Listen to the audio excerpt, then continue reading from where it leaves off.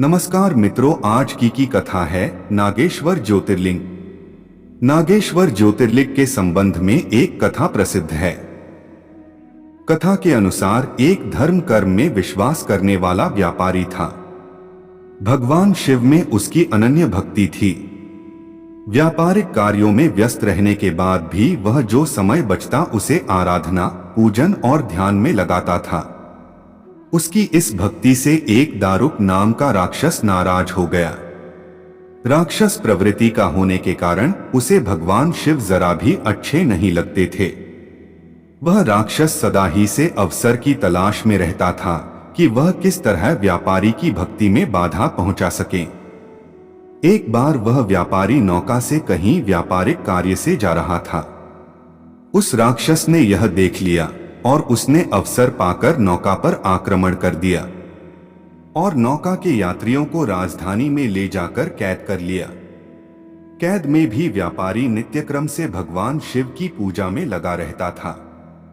बंदी गृह में भी व्यापारी के शिव पूजन का समाचार जब उस राक्षस तक पहुंचा तो उसे बहुत बुरा लगा।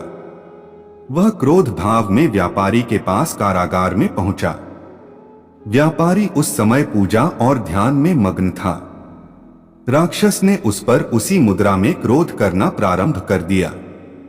राक्षस के क्रोध का कोई प्रभाव जब व्यापारी पर नहीं हुआ तो राक्षस ने अपने अनुचरों से कहा कि वे व्यापारी को मार डालें। यह आदेश भी व्यापारी को विचलित न कर सके। इस पर भी व्यापारी अपनी और अपने साथियों की मुक्ति के लिए भगवान शिव से प्रार्थना करने लगा। उसकी भक्ति से प्रसन्न होकर भगवान शिव उसी कारागार में एक ज्योतिर्लिंग रूप में प्रकट हुए और व्यापारी को पाशुपत अस्त्र स्वयं की रक्षा करने के लिए दिया।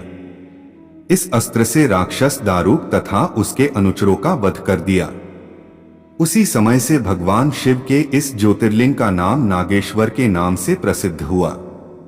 मित्रों, कथा पसंद आई तो कथा को लाइक करें, सनातनी लोगों से शेयर करें और चैनल को सब्सक्राइब करें। धन्यवाद।